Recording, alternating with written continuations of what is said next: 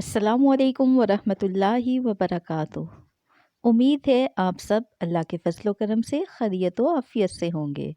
अल्लाह ताला आप सबको अपनी हिफ्ज़ व ईमान में रखे और दुनिया और जहान की बलाइयाँ अता फरमाए। आप देख रहे हैं ट्रस्टियन टीवी। आज हम आपकी खिदमत में अच्छा काम और अच्छे अंजाम कहानी लेकर आए हैं। अल्लाह ताला कुरान मजीद में फरमाते हैं, जो लोग ईमान लाए और अच्छे काम किए उनके लिए खुशहाली और अच्छा ठिकाना है।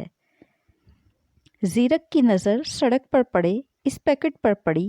इसने दाएं बाएं देखा, फिर लपक कर वो पैकेट उठा लिया। पैकेट काफ़ी वज़नी था। ये खाकी रंग का मोटा कागज़ का लिफाफा था। पैकेट टेप के साथ मजबूती से बंद किया गया था। शायद इसमें कोई बहुत ही कीमती चीज़ थी, इसलिए इसे इतनी मजबूती से बंद किया गया था। इसने टटोल कर पैकेट को देखा। ये चौकोर पैकेट था। ऐसे लगता था जैसे इसमें कागज़ बड़े हुए हों। ज़ीरक ने एक मर्तबा फिर दाएं बाएं देखा और किसी को अपनी तरफ मतवज्जो ना पाकर इसने पैकेट जल्दी से अपने शोल्डर बैग में रख लिया। इसके चेहरे पर उलझन थी। ये पैकेट किसका है और इसमें क्या चीज़ है जो पैकेट को हिफाजत की गर्ज से मजबूती से बंद किया गया है। ये सड़क बिल्कुल सुनसान थी। यहाँ दूर दूर तक कोई नहीं था। वो हैरान था कि ये पैकेट यहाँ किसने गिरा दिया है और इस पैकेट में क्या है। जहन उलझन का शिकार था। वो ज़ेरे लब बुड़बुड़ाया, मुझे इस पैकेट के मालिक को तलाश करना चाहिए। ये ख्याल इसके जहन में उभरा, मगर दूसरे ही लम्हे शैतान इस पर गालिब आ गया।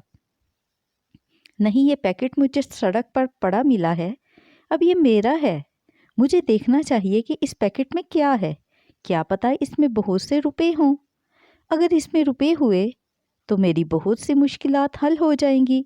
ये सोचते ही इसके चेहरे पर सुकून छा गया। ज़ीरक को आजकल रुपयों की शदीद ज़रूरत थी। बहन की शादी सर पर थी और इसके पास तो फूटी कौड़ी तक ना थी। अगर ये पैसे हैं तो मुझे रख लेने चाहिए, इससे मैं अपनी बहन की शादी तो कर सकूँगा। ये वो ख्यालात थे जो इसके जहन में बेदार हो रहे थे। अब वह इत्मीनान से लंबे लंबे डग बढ़ता हुआ अपने घर की तरफ रवाना हो गया। वो बेचैन था और ये देखना चाहता था कि आखिर इस पैकेट में है क्या। शायद इस पैकेट में इसकी बहन की खुशियाँ बंद हों। ये सोचकर वो मुस्कुरा दिया। ज़ीरक को अपनी बहन रायहा से बहुत प्यार था। वो बड़ी धूमधाम से इसकी शादी करना चाहता था। अगर ऐसा हो जाता तो वो कितना खुश होता। इसके बूढ़े बाप और माँ की खुशियों का तो कोई ठिकाना ना होता। और फिर इसे अपने छोटे भाई रुमेल को भी अच्छी तालीम दिलवाना थी।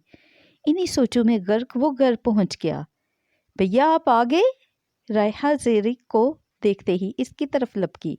ज़ीरक ने मुस्कुराकर रायहा की तरफ देखा, फिर इसके सर पर प्यार से हाथ फेरते हुए अपने कमरे की तरफ बढ़ गया। कमरे में पहुंचकर इसने दरवाजे की चिटखनी लगाई और अपनी चारपाई पर आ बैठा।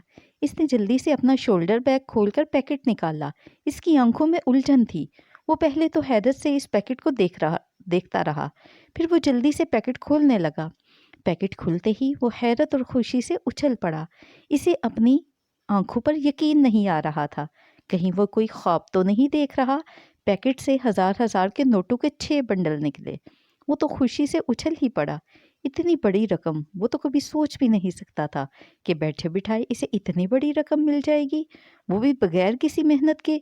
वो इन नोटों को उलट पलट कर देखने लगा कि कहीं ये जैली नोट तो नहीं। किसने अच्छी तरह इत्मीनान कर लिया था, ये नोट असल थे। फिर इन नोटों के साथ इसे चंद कागजात भी मिले। वो जल्दी से इन कागजात को उलट पलट कर देखने लगा। वो जूं जूं कागजात की तहरीर पढ़ता जाता, इसके चेहरे पर परेशानी बढ़ती जाती। तमाम कागजात पढ़कर इसने चारपाई पर रखे और सोचों में गर्क हो गया। मेरे खुदा, मैं क्या करूं? मुझे तो तू ही कोई रास्ता दिखा दे। अगर ये पैकेट इसके मालिक तक नहीं पहुंचा तो कितना बड़ा नुकसान हो जाएगा। मगर इन कागजात के साथ इतनी रकम क्यों रखी गई है? मैं क्या करूं? ए अल्लाह, मेरी मदद फरमा, मेरी रहनुमाई फरमा। वो ज़ेरे रब बुड़बुड़ाया। اتنے میں دروازے پر دستک ہوئی۔ اس نے چونک کر دروازے کی طرف دیکھا، پھر جلدی سے کاغذات اور نوٹ سمیٹ کر اپنے شولڈر بیگ میں رکھے اور شولڈر بیگ اٹھا کر چارپائی کے نیچے رکھ دیا۔ اب وہ دروازے کی طرف بڑھا۔ اس نے دروازہ کھول کر دیکھا، اس کی پیاری سی بہن رائحہ دروازے میں کھڑی مسکرا رہی تھی۔ بھیا میں نے کھانا نکال دیا ہے، آپ منہ ہاتھ دھو کر کھانا کھا لیں۔ رائحہ نے بڑے ہی پیار سے اپنے بڑے بھائی کی طرف دیکھتے ہوئے کہا۔ زیرک نے مسکراتے ہوئے کہا، تم چلو میں آ رہا ہوں۔ رائحہ کے جانے کے بعد زیرک ایک مرتبہ پھر ذہنی کشمکش میں مبتلا ہو گیا۔ آخر وہ اس پیکٹ کا کیا کرے؟ اتنی بڑی رقم وہ ہاتھ سے جانے نہیں دینا چاہتا تھا۔ اتنے میں رائحہ کی آواز آئی، بھیا آ کر کھانا کھا لیں۔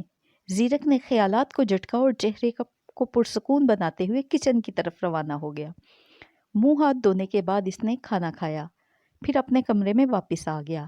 ایک بار پھر سوالات اس کے ذہن کو پریشان کرنے لگے۔ اس پیکٹ میں اس کی بہن کی بلکہ سارے گھر کی خوشیاں بند تھی۔ اگر وہ پیکٹ اس کے مالک کو واپس کر دیتا تو ساری خوشیاں خاک میں مل جاتی۔ اس کی بہن کی شادی، اس سے آگے کچھ نہ سوچ رکھا۔ دوپہر سے شام ہو گئی مگر اس کی پریشانی کسی طور ختم نہ ہو رہی تھی۔ وہ کسی نتیجے پر نہ پہنچ سکا۔ رات کا کھانا بھی اس نے جلدی جلدی کھایا، پھر وہ سونے کے لیے چارپائی پر لیٹ گیا، مگر نیند تو اس کی آنکھوں سے کوسوں دور تھی۔ لاکھ کوشش کے بعد بھی اسے نیند نہ آ رہی تھی۔ آنکھیں بوجھل ہو چکی تھیں مگر نیند نہ جانے کہاں غائب ہو چکی تھی۔ ساری رات وہ کروٹیں بدلتا رہا۔ بار بار اسے پیکٹ کا خیال ستا رہا تھا۔ اسے اپنی بہن کی شادی کے لیے رقم کی ضرورت تھی اور وہ رقم اسے مل گئی تھی۔ اگر وہ اس رقم کو خرچ کر لیتا ہے تو اس سے آگے وہ کچھ نہ سوچ سکا۔ وقت آہستہ آہستہ رینگ رہا تھا۔ ایک ایک لمحہ صدیوں پر بھاری گزر رہا تھا۔ لگتا تھا جیسے وقت تھم چکا ہو۔ وہ لاکھ کوشش کرتا مگر نیند نہ آ رہی تھی۔ یوں ہی کروٹیں بدلتے بدلتے اس کی آنکھیں بوجھل ہونے لگی۔ پھر نہ جانے کب اسے نیند نے آ لیا اور وہ سو گیا۔ اللہ اکبر، اللہ اکبر۔ فجر کی اذان شروع ہوئی تو اس کی آنکھ کھل گئی۔ وہ ایک بار پھر بے چینی سے کروٹیں بدلنے لگا۔ اذان کے اختتام پر جب مؤذن نے کہا الصلاۃ خیر من النوم تو وہ ایک جھٹکے سے بستر سے اٹھ بیٹھا۔ اس نے وضو کر کے نماز پڑھی اور رو رو کر اللہ سے دعا مانگنے لگا، اے اللہ مجھے سیدھا راستہ دکھا، مجھے بتا میں کیا کروں۔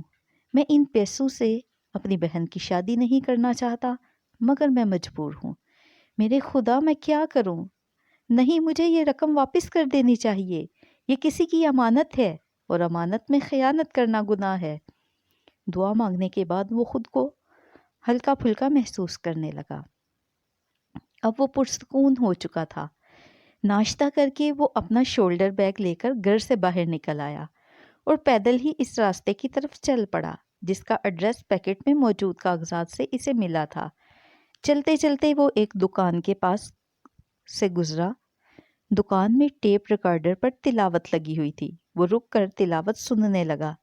تلاوت کے اختتام پر جب اس کا اردو ترجمہ پیش کیا گیا تو وہ حیران رہ گیا جب اس نے سنا، جو لوگ ایمان لائے اور اچھے کام کیے ان کے لیے خوشحالی اور اچھا ٹھکانہ ہے۔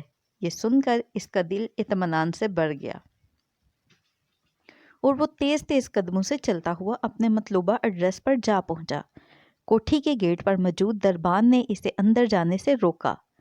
یہ کوٹھی کسی معمولی شخص کی نہیں تھی، کسی عام آدمی کی نہیں تھی۔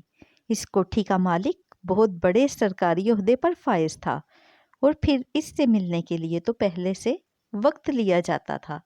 پھر بلا گیٹ پر موجود دربان اسے ایسے کیسے اندر جانے دیتے؟ دربان کو وہ نوجوان معمولی حیثیت کا لگ رہا تھا۔ زیرک نے دربان سے کہا، مجھے تمہارے صاحب سے بہت ضروری ملنا ہے، انہیں اطلاع کر دو۔ دربان نے غصے سے اس کی طرف دیکھتے ہوئے کہا، صاحب ایسے کسی سے نہیں ملتے، پہلے ان سے وقت لینا پڑتا ہے۔ ہاں، اگر تم نے پہلے سے وقت لے رکھا ہے تو پھر تم صاحب سے مل سکتے ہو ورنہ نہیں۔ مگر میرا ان سے ملنا ضروری ہے ورنہ بہت نقصان ہو جائے گا۔ زیرک نے اس کی منتیں کرتے ہوئے کہا، جاؤ بھائی، کیوں اپنا اور میرا وقت ضائع کر رہے ہو؟ ویسے بھی صاحب آج کل بہت پریشان ہیں۔ دربان نے اسے جانے کا اشارہ کرتے ہوئے کہا، مجھے معلوم ہے کہ تمہارے صاحب آج کل بہت پریشان ہیں اور ان کی پریشانی کا حل میرے پاس ہے۔ کل تمہارے صاحب کی کوئی چیز کھو گئی تھی، تم جا کر صاحب کو اطلاع کرو۔ اگر یہ سننے کے بعد وہ مجھ سے ملنا نہ چاہیں تو میں خاموشی سے چلا جاؤں گا، زیرک نے کہا۔ ٹھیک ہے، دربان یہ کہہ کر اندر چلا گیا۔